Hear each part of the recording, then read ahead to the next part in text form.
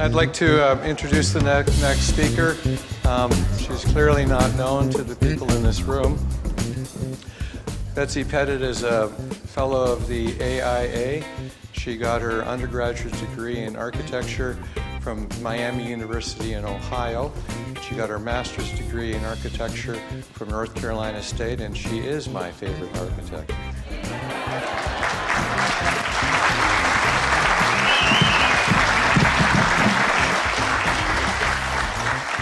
Well, thank you, Joe. And actually, I've got a few people to just thank, because the work I'm going to show you was done with a team. I had a lot of help. And this is my community and my tribe. So I want to tell you what I did with what I've learned from you. And Joe, who's my husband, my mentor in building science, Peter Baker and Kodo Winnow, who are super duper new owners of Building Science Corporation. They've been very helpful. And then in getting my presentation together, Kat Klingenberg gave me a great amount of inspiration. Lisa White and Skylar Swinford last night were helping me kind of put some things together. And there's so many of you I want to thank, but I'm not going to have time. So thank you all. So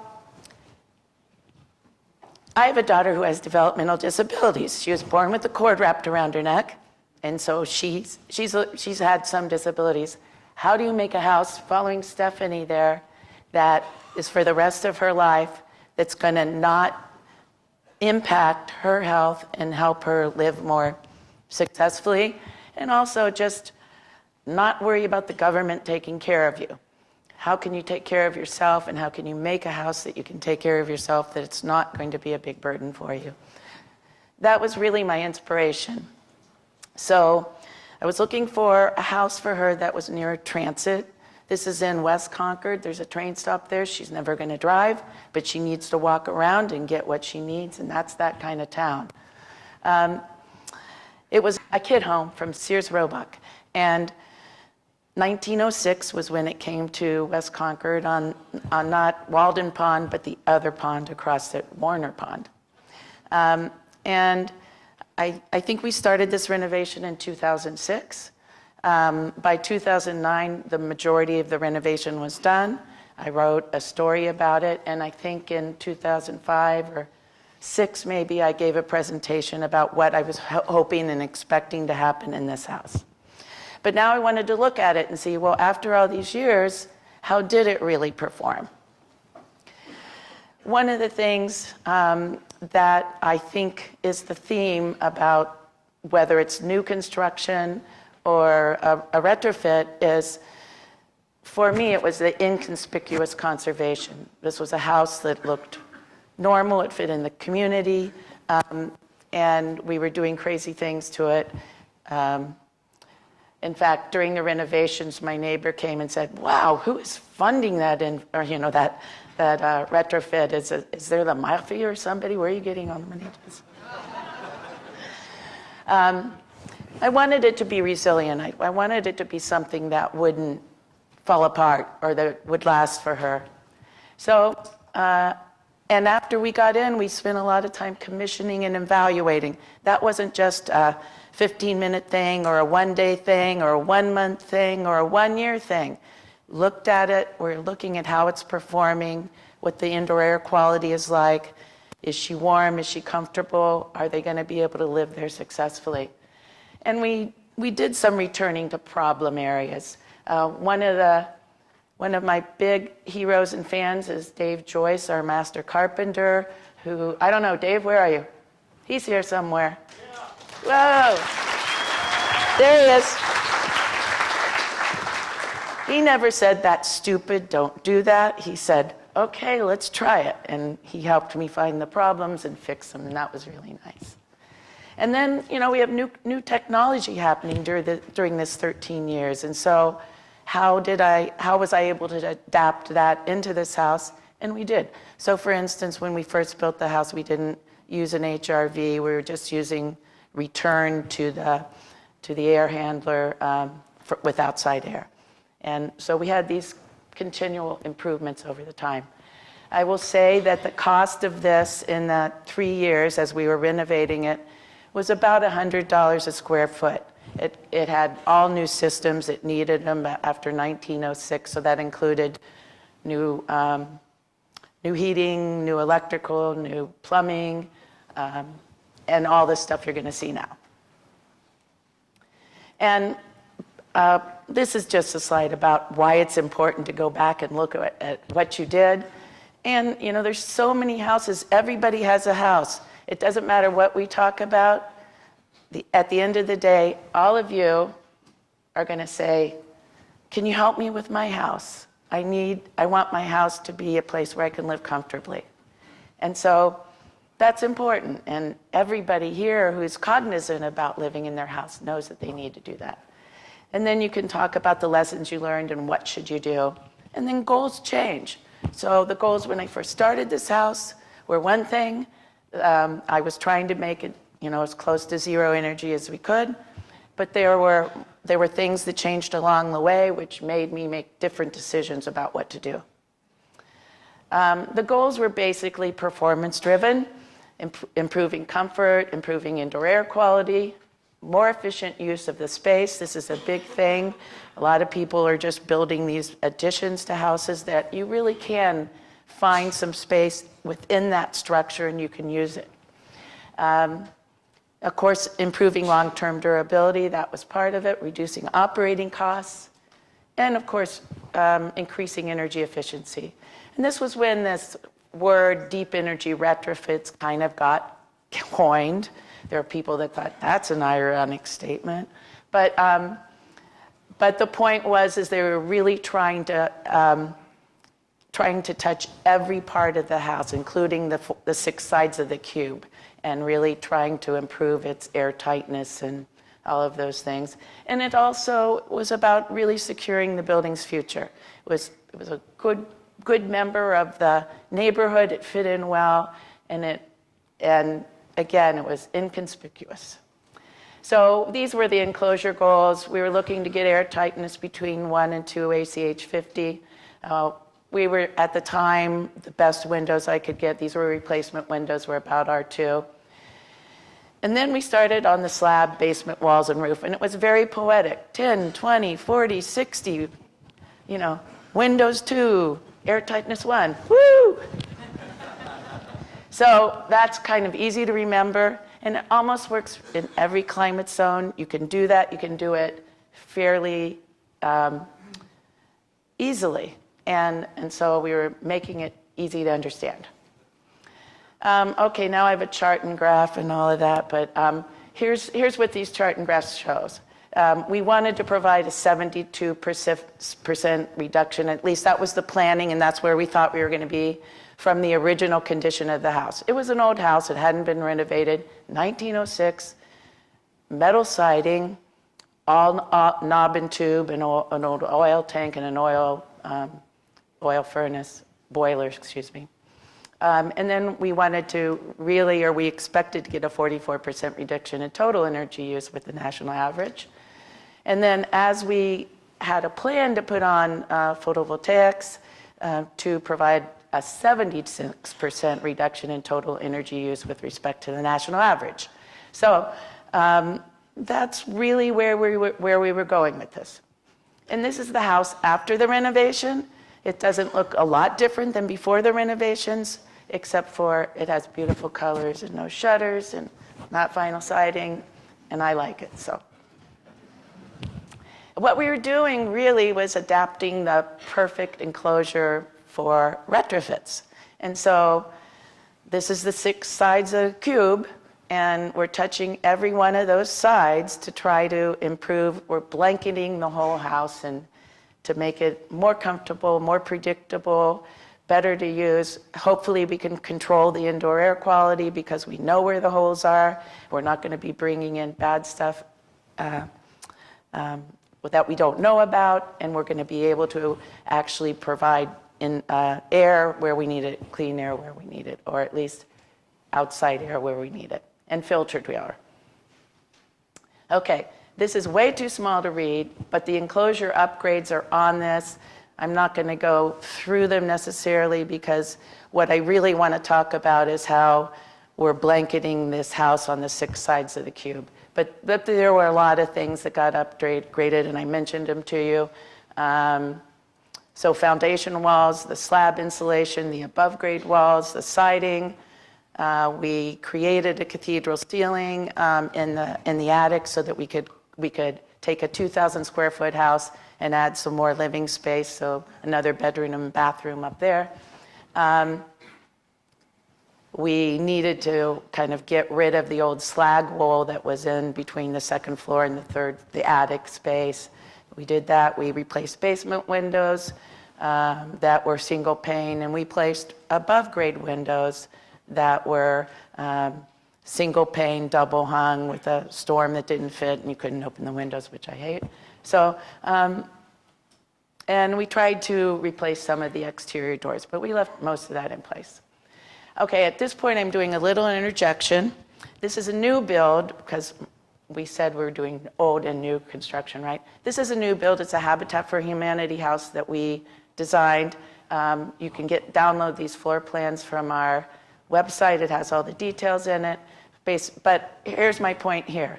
It's not that hard to put insulating sheathing on the outside of your building. You know, this is a women's build. They never did it before in their life. We said, okay, here's your ruler, 2 foot on center. You know, put the nail in. I know you can find it. And there they're doing it. So no whining about that.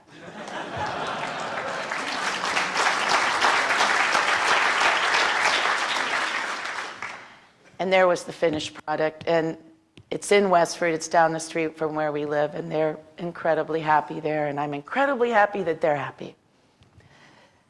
I also want to say that even when you have to work with the government, this is the NIST Zero Energy Demonstration House. It's in Gaithersburg, Maryland. You can also download those drawings from the NIST site and see what we did. But basically, every side of this cube has 2 2-inch layers of foil-faced polyiso we could use. Now we would probably take something like a wood fiber insulation, but it wasn't available at the time. But there they are, you know, had to be publicly bid. We didn't know who we were getting. We had to give them, you know, a little bit of a training, whatever, but they did it. And you can follow the performance of this house online too. They've been monitoring it for years now and, you know, testing a lot of things about how they work with a zero energy house. And that was the way that house looked in the future when it got completed. All right, so back to the other house, the mechanical systems. We took out the old boiler and the oil tank, and we replaced it with an air handler in the basement, and now an air handler in the newly finished attic space. So there's a little bit of mechanical space there, a little bit of mechanical space in the basement. But we were able, 2,000 square feet, we were able to pick up another 600 square feet of living space in that attic, another 600 square feet of, you know, realtor approved, like I can count that square footage if I needed to sell it, in the basement, comfortable on every floor. And let's see, so the air handler in the attic, we basically we used ducts for distribution. You can see with the arrows basically how that distribution happened. The upstairs air handler took care of the second floor in the attic. The downstairs air handler took care of the basement in the first floor. We had bathroom fans in every bathroom. Those needed to be added. And originally in this diagram, you can see we were bringing outside air into the air handler to get our air exchange. As we went on, a year or two later, we added in an HRV. It's up in the attic, and because we had a way to provide duct distribution where we were able to pick up the air from the first floor and from the bathrooms and then redistributed it into the hallway. Okay, so water continuity layer. Again, another diagram, but just explaining about how it sheds water. So we went down to the board sheathing. In this photograph, you can see where we blew in cellulose to fill that 2x4 wall. It's an old house. There's a lot of framing factor in there. Really hard to get cellulose to fill it well. And we did some infrared to see where we didn't get, and we went kind of back to do it. And then on the higher level there, you can see we're using what I call the squiggly DuPont, which is their water managed. I think they made it for stucco, and it was a little bumpier than the flat stuff, so it gave us a little bit of a drainage plane as we were coming back to put on the insulating sheathing after that. You can see that we also basically re-wrapped the windows. We took out the old windows, and I'll show you more pictures of that, but we didn't want to affect it on the interior. They were living in this space while we were doing the renovation. And it had beautiful trim inside. I didn't want to mess with that. It had beautiful plaster inside. I love old plaster. It's fantastic. We didn't want to mess with that. In the basement, we created the tub, EPS tub. You can see there's a drainage mat turned up. And then we have basically distribution underneath that slab that's coming, so that if there was any water penetration, that would then go to the sump that was on the side, and that was a way to kind of preserve that space.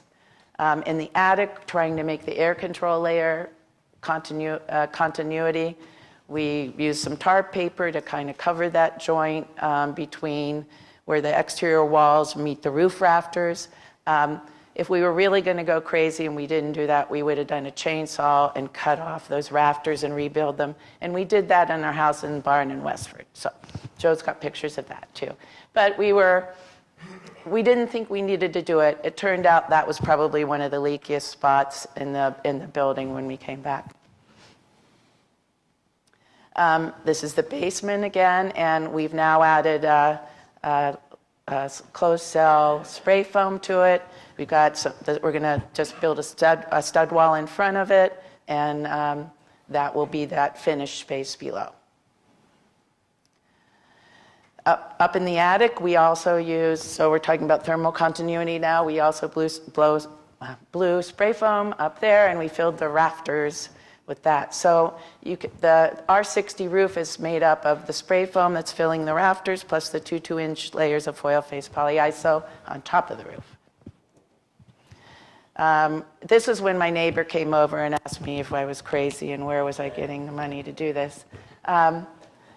Oh my God, yeah, you wrapped the whole house in a Faraday cage. Like, are you paranoid? What's going on? But again, doing it today, there's a lot of materials that you can use. We probably would have used, the wood fiber insulation to do that, and it would have worked very well. The basement, and I think what I'm trying to show here is how we transferred the thermal continuity at the rim joist between the basement and the first floor by spraying that foam in, and it then is contiguous with the rigid foam on the exterior wall. So we're getting the 6 sides of the cube are getting sealed, and I'm going to have control of that inside air. Here's Dave putting in the replacement windows, and we basically took the old windows out from the outside, again leaving that beautiful trim on the inside, and gave it a new flashing around the fins that were on these replacement windows. Here's Dave finishing up the inside with caulking, and again you can see that it really had this lovely, stately sort of mid-century trim on it that I just did not want to mess with. But on the outside, because we were putting 2-inch layers of foam, and those windows were actually, the flange was actually against the board sheathing more or less, so we needed to do a return from the outside. So these windows are inset a little bit more than you might traditionally see. So is it an innie or is it an outie? Well, these are innies, okay? And innies, I think you need to take greater care to make them not look stupid. So in this case, where there was the original sill, and then I think I have a picture, yeah. We basically added a piece to it so that that sill did not look like a thin paper sill. And there was some dimension to it. And there you have the any windows, and they look pretty good. This is just a slide that shows kind of the layering that went on. So again, the stucco wrap from DuPont that was wavy and gave me a little bit of space. And then we 2-inch layers of this foil face foam. We kind of religiously stagger the joints from one to the other, just again with an idea to hopefully improve air tightness. Where we've got some furring strips on the walls at the corner so we can get the corner trim on so it doesn't look weird. Here they are doing it and putting the stuff up. Dave's team, yay, making it work. And here they are up at the attic, at the wall roof interface. So we're adding 2 inches of insulation to the outside face. We're adding 4 inches of insulation to the outside face. We're also adding it to the roof deck. Well, that was going to make, if we didn't do something, it was going to make this really ugly fascia and soffit. So the geometry was just move it out 4 inches. That way you can basically make the soffit and the fascia look correctly, and this is what they're working on now.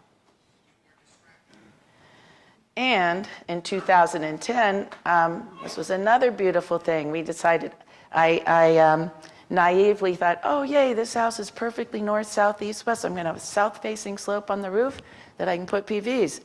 And then it was like, wait a minute, this is a pyramid. This is a triangle. I don't think that's going to work. And then we had dormers in the middle of it. So we said, okay, we're making a boat shed. Dave made this beautiful post and beam structure. It's my garden shed, the boat shed, and we've got the 4.9 kW PV system, 28 of them, 175 panels.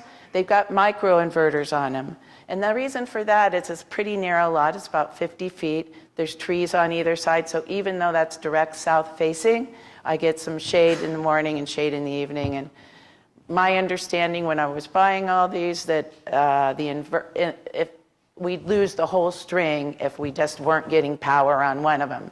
So this is a way to make sure that all your panels are reporting their energy that they're collecting, even if the one on the same parallel circuit wouldn't have been if you connected them all together. Mark, help me out. Is that Max? Max? Oh yeah, that's my dog Max. Yeah, my Sheltie. Yes, and he's no longer with us. But yes, he thankfully posed in front of him for me. Thank you. All right, in actual performance, the same graph again. Here's what we had. Without the PVs, we had a 75% reduction with respect to its original energy use. With the PVs, we had a 60% reduction with respect to the national average. With the PVs, the house had an 80% reduction with respect to the national average. So pretty darn good. Did you tell us what the fuel? It has gas, natural gas. We took out the oil burning furnace in the oil tank, and it's got natural gas for its fuel right now. Yeah. So metrics, total energy use is 62 million BTUs source. National average was about 190 million BTUs source. So that was a pretty good reduction. The total conditioned square feet after the renovation was 3,600. So if you're doing the math there, that's before PVs about 33.5 kBTUs per square foot, and afterwards with the PVs about 17.1 kilowatt BTUs. And air tightness matters. And when we first finished the house, it was about 2, and we went back and we started to find the leaky areas, and we took care of them. Well, I say we, that was Dave. Thank you very much again. And replaced, a leaky bulkhead door, front door, back kitchen doors. We should have also taken the porches off the front and the back. We didn't do that, so we had to kind of meticulously take down this porch ceiling so we could get to the wall underneath and really air seal that. And then the HRV was installed, really eliminated the need for the central air handler, and so that helped us with air tightness too, the outside air to the central air handler. Okay, and here's the other thing. The super insulated assemblies worked. We've gone back, and on the roof we removed the chimney. Turned out it was wet, not really repointed well. It was really bringing water and humidity into the house. And so we took it out, we closed down that hole, and of course air tightness improved with that as well. But we could see with that roof assembly how all that sandwich of the exterior roof was working, and there was no damage in there relative, with respect to the way we layered everything. And the same was true with windows. We replaced three windows that were in the bedrooms that they made it so I couldn't furnish it. It really pissed me off. So we made them horizontal windows over the bed, and then on those windows we used an R5 window. And so we were looking in the wall there too, 13 years later. And again, no damage, everything was good. And you can always walk in a house. Me, I can, and I could say, is there mold? I smell mold. Like, did you walk in the lobby here? I smell mold. So I always know with the smell test, like, is everything okay? If it smells weird in there, something was wrong. But we haven't had that. The basement, we actually had a 100-year flood about, 5 years ago. And everything would have worked fine if I had actually attached the sump pump to the electricity in the basement. Somehow we missed that. So we got about a foot of, maybe not a foot, but 6 inches of water in the basement. Luckily, we had metal studs, we had closed cell insulation on those walls, and it didn't really cause, and then gypsum board, which we just cut off the bottom of it, and it didn't really cause catastrophic failure, and we were able to fix it. Okay. My electric company there, it's Concord Power and Light, it's a muni. So recently they started giving us the charts about how much energy you're using and how much you're collecting with your PV system. And this is a 2 years thing. So in over 2 years, we basically still paid for 450 kilowatt hours because basically, well, failure, but basically, we're giving it back to the grid. They're giving us maybe 5 cents a kilowatt hour. We're paying like 21 cents a kilowatt hour. So it wasn't a win-win situation as far as I was concerned. And then we had microinverter failure. This was new technology. Some of them just went out. So over the 12-year, and we've replaced every one of them. These are in-phase microinverters. They were like they were only ones on the market when we first got them. And we've replaced every one of those microinverters.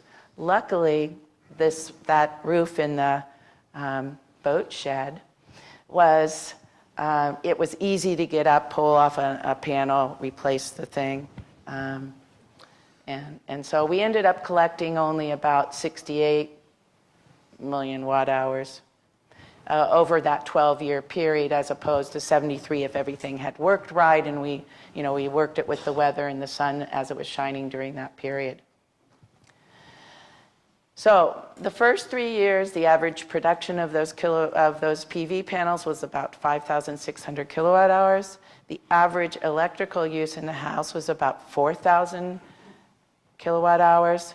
Hot water use was about 170 therms, and heat was about 400 therms. If, in fact, I had a way to store that energy, I probably could have paid for at least a third of the hot water use by being able to use it. So there's the goal for the future. How do I capture that so I don't give it back? I mean, the Concord is really trying really hard to make everybody go solar and all of those things, and so they're trying to make it easy for people to understand. But still, it's not a win-win situation. They don't give you what you take. Okay, so what kind of impacts did this whole process make? Well, in Massachusetts, we did a deep energy retrofit program with all the utilities. National Grid and others. NYSERDA in New York State started doing some pilot programs. We continued with our Building America project in the research, and we kind of reported this stuff with our Building America projects. And FIAS Revive was really one of our inspirations, and I'm so happy that they're doing that, and they're really looking at, improving all 6 sides of the cube, not just a little bit of caulk there and a little bit of blown cellulose where you could get it. So the goals have changed for this house. Obviously, all electric and positive energy. That's where we'd like to be. We ended up changing out the gas range. My daughter was not really comfortable with gas anyway for the induction. That was a kind of a win thing. Considering actually getting heat pump hot water heater to store that electricity in the day and then maybe be able to use it later. And I think if I was going to get to 0, I'm still going to have to add about, 3 kW of PVs, and I can do that by extending that roof. So yeah, and the goals changed. Electrify everything, carbon reduction, we need to do that. So, okay, here's what Skylar helped me with last night. If we had only done a light retrofit of the house, meaning blowing cellulose, caulking and sealing all the joints, like weatherization really does, we would have ended up still needing a 5-ton heat pump. We ended up with this DER and reducing the load. We've really been able to, our max is a 2-ton heat pump when we finally get to that. The blue represents the enclosure upgrades and how that was affecting carbon. And of course, we had a lot of poly and blown foam and foam sheets in there. So that's that bright blue at the bottom of the retrofit. But it's really dwarfed when you look at the green, which is the heat pump refrigerant leakage over a 10-year period, the difference between 2 tons and 5 tons. That's a huge emission there, and so that was worth it. And then the operational carbon, what difference do wrapping all 6 sides of the cube and making it airtight actually make? And so there was a big, big difference there. Thank you, Skylar, wherever you are. Woo! It was a gut feeling to me, okay, but there we have a modeled performance. He's got a great tool to do that. You should see Skylar if you want to do it. There he is. Right, thank you. That's what I meant to say. So if we had used a fiber, a rigid fiber insulation on the outside, we would have no blue. We could have used it up in the attic too. We could have used it under the slab.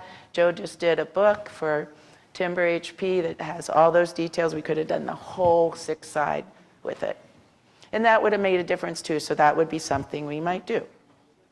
Not with this one, but with the next one. Are we doing another one? Honey, didn't I tell you about that? All right. And this is Lisa White's slide, and it's just showing that if you don't, the top one on the left, if you don't do something to your building enclosure, you're still not shaving your peaks. You got your peaks at the wrong time. It's not working for you by doing the whole building enclosure, skipping down to the very last one on the left. Now you've shaved off your peaks, and all of a sudden you can size equipment that's really going to work and do what you need it to do. Was that about right, Lisa? Yeah. Okay, thank you. All right. So that's the end. Thank you.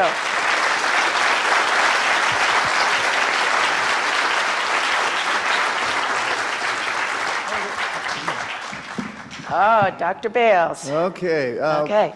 You said you put an HRV in. What does the wintertime relative humidity go down to? And are you using a humidifier?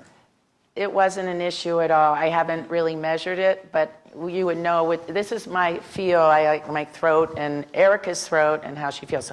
So it didn't get below 30%. I'm pretty sure about that. But it wasn't measured, I have to admit. It's just I could feel it. You can feel dry. You can feel humid. Yeah. Hi, Chris. Hi. I'm always inspired. Oh, by man, that you inspire me too.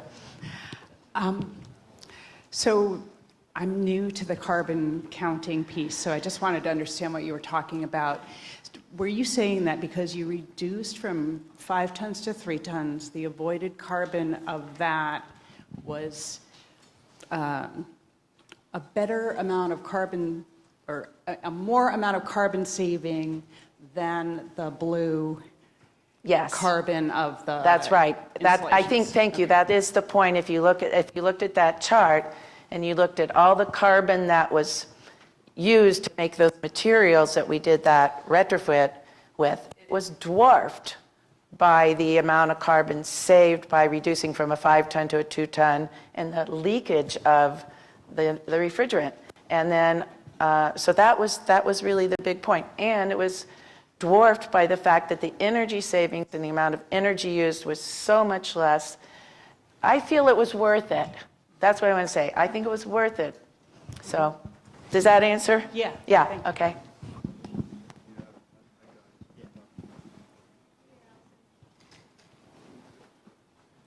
Hello. All right, we got Ken here. He helped me with all of this too. Let's let Ken, will you start? Sure.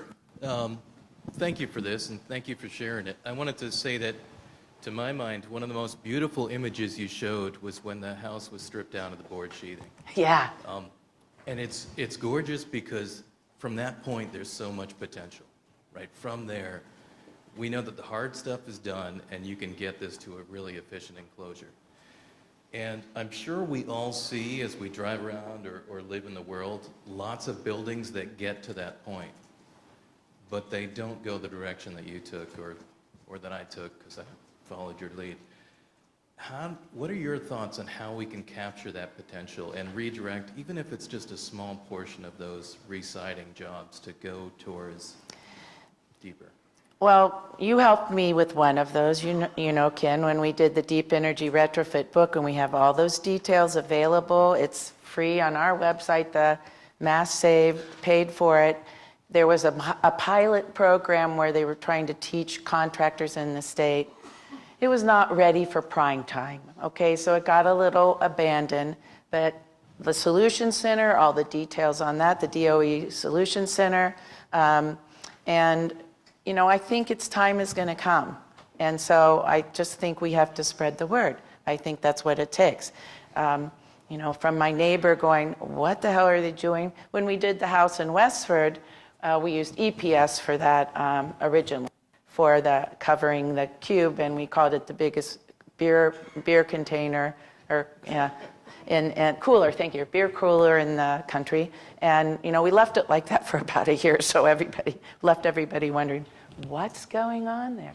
So I mean, I guess for people to see it, and Zach and everybody, that's Zach Simke and the Passive House Accelerator, telling the story, getting people to know it's not that hard.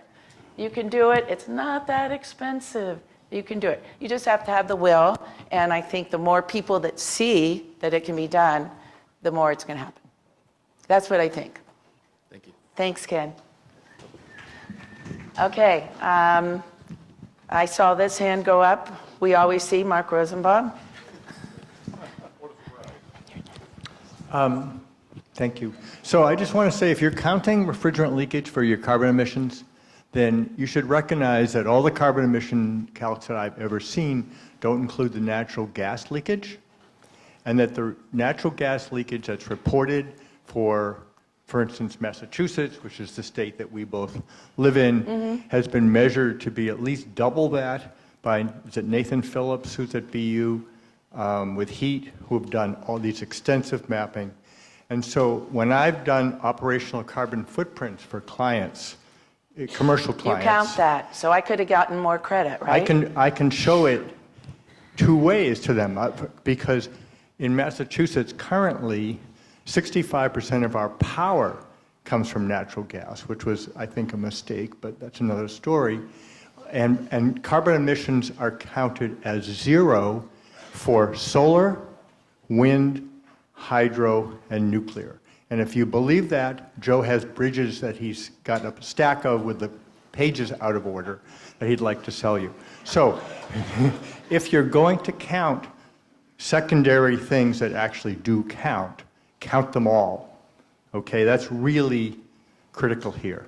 Yeah. And then my question is, the NESE keynote this year was, deep energy retrofits are too expensive. We don't do them anymore. What's your thought about that?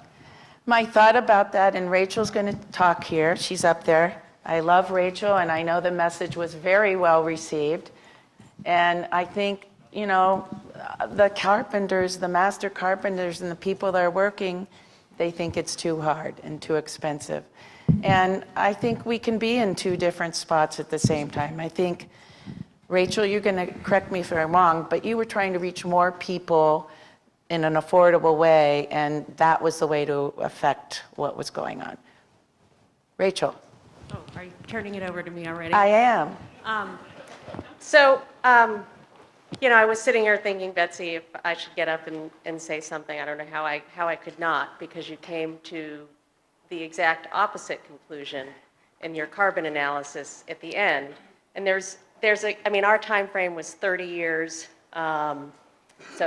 And there's a lot more uncertainty, obviously, the further that you go out. But, you know, for those who weren't there, Big Meister was a pioneer of deep energy retrofits, and we have since scaled back investing and sort of thinking about the balance of how much we should spend on load reduction versus how much we should spend on electrification a little bit differently.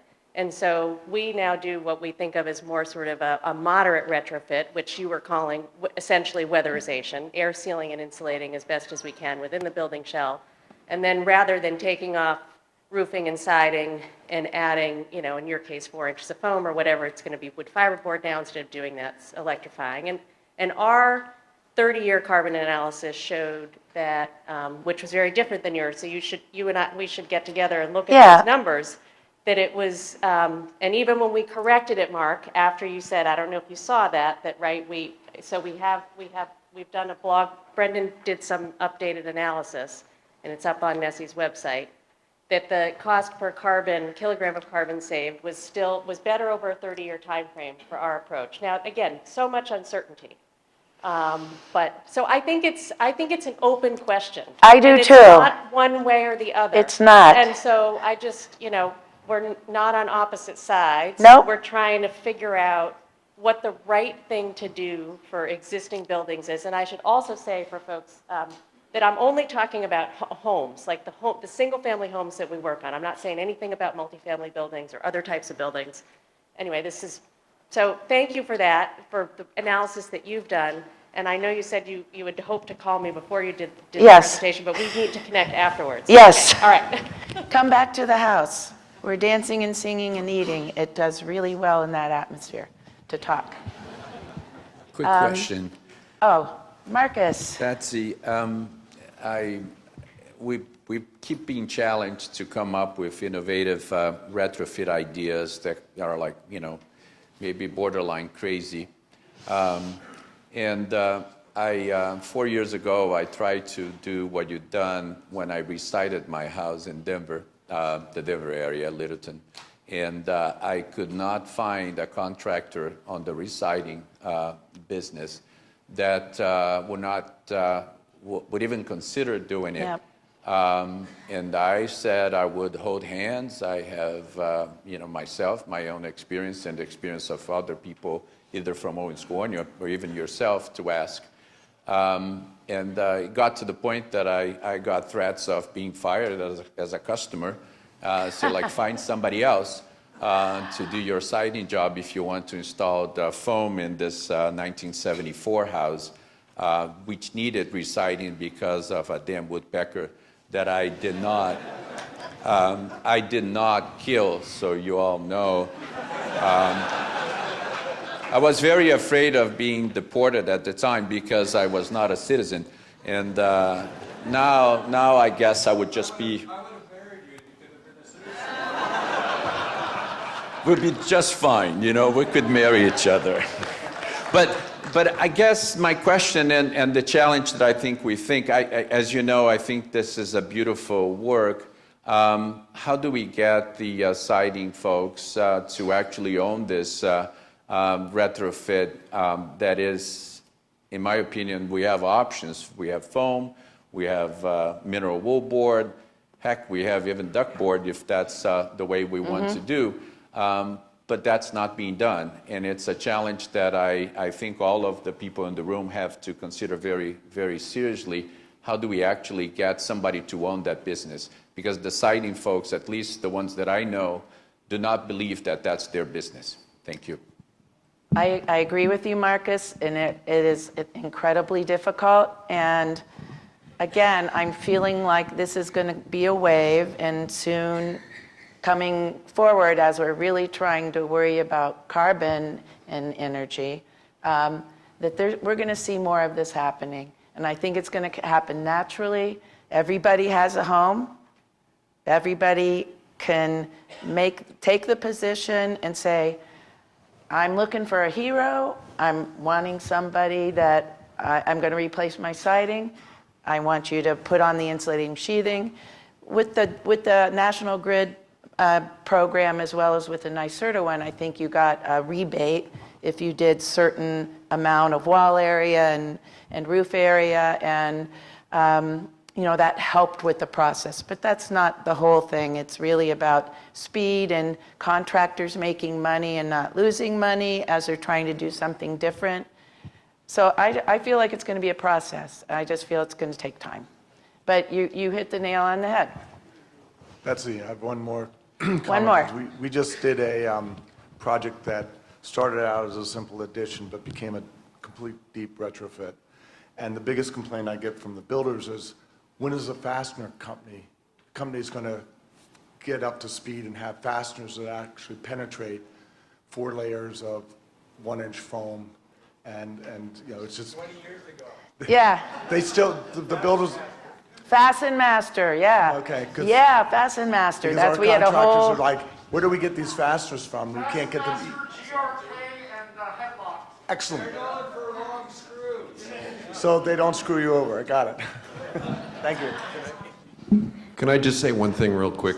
I'm listening to the conversation, and I think it's just fantastic. We're thinking about those same things at DOE, et cetera. But the thing that hit me the most about Betsy's presentation is she did this for her daughter. That is true. You're going to make me cry. And I think that's the value proposition that we have to push harder on, because we're I was hit by the $100 a square foot. And I was thinking, oh shit, man, that's buying a whole new house, basically. Yeah. Not anymore. Well, Not anymore. in some neighborhoods, but you know what I mean. That's Yeah. a lot of money, and most families in this country can't buy a new house. They can barely afford their own house. So I think that's why Rachel is doing what she's doing. So these things are really important, and they're important not just because of the money and the environment. They're important because of our families. Yes and yes. And, making an environment, ultimately that house is going to have another 3 occupants. That these are people with disabilities. They, and I've been making it work so that they're all going to have a comfortable space, and we'll share it, and it'll be 10 people. And that's going to be a great thing. And these vulnerable population that they are won't have to worry about being cold, having mold, infestation, or any of those things. So 5 starfish, 10 starfish. Andy, wherever you are. Yeah. That 5% leakage comes out of a British study where they actually measured some of this stuff. It's very... With the refrigerant you're talking about. Of refrigerant. And Yeah. thank you for including that, because Yeah. it often, I've never seen it included in a carbon stack like that, so that's great. And it really needs to be. And Yeah. it does come out of a study, actually, where they looked at it, and they even went as far as different kind of connections having different leakage rates and so on. And again, Skylar made this great spreadsheet that does that, and I didn't know that, but I learned from Skylar last night. So that was good. The other thing is if you add in the methane leakage that's part of exploration, fracking, drilling, and transporting, it nearly doubles the GWP impact of natural gas. Oh, yay, another extra score. Woo! Am I a winner yet? Okay. So, Betsy, you mentioned your buyback rate with your PV Yes. excess. And that's something we've been dealing with for a long time and anticipating what is going to happen in the utility world, right? So you talked about storage and dispatchable loads that can be scheduled. And then also related to zeroing out our loads, we need to zero out our loads to the property line.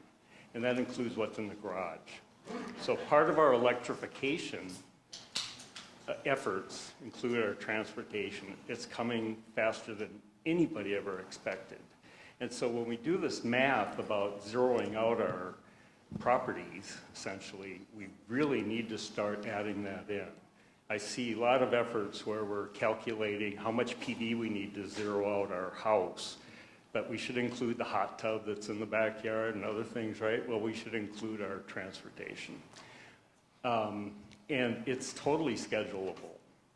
You can, if you have time of use rates like most of the world does, Yep. We don't yet, I can schedule both of my electric cars to charge at a certain time. When the sun's shining and I'm making a bunch of power, or when the utility rates are lower. So I just want to plant some seeds here that we need to start talking about that as part of our overall picture. Yes, thank you. The car charger is coming as soon as somebody who's going to live there has a car that needs charged. Right now it's walkable, which is a good thing about it. You can get everything you need just by walking or taking the train. But that's a good point, and we could store energy that way too. I know. Okay, I'm going to get an electric Porsche. Yay! Well, thank you very, very much for a spectacular presentation. And for all of you, let's give a warm Thank you.